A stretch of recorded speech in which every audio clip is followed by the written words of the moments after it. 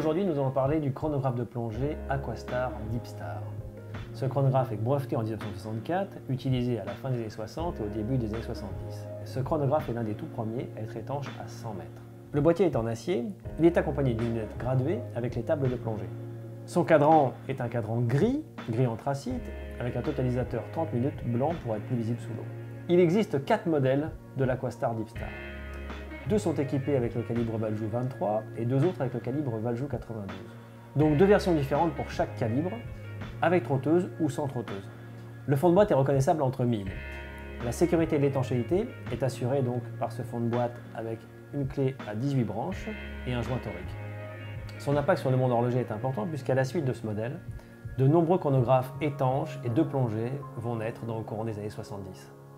Ma montre préférée est celle que je porte actuellement, qui est un modèle sans trotteuse justement et qui donne donc une lisibilité parfaite de l'heure et des minutes. Petite anecdote, cette montre a été utilisée par tous les plongeurs du commandant Cousteau, surtout sur les missions de précontinent 1, 2 et 3. Ma seconde pièce préférée, le modèle qui est présenté sur sa plaque de navigation avec profondimètre, boussole et température. La transition avec le prochain épisode est toute trouvée, puisque brevetée simplement un an plus tôt, en 1963, une autre montre de plongée fait son apparition, c'est la Memovox Polaris, qui elle n'a pas la fonction chronographe, mais la fonction réveil sous l'eau.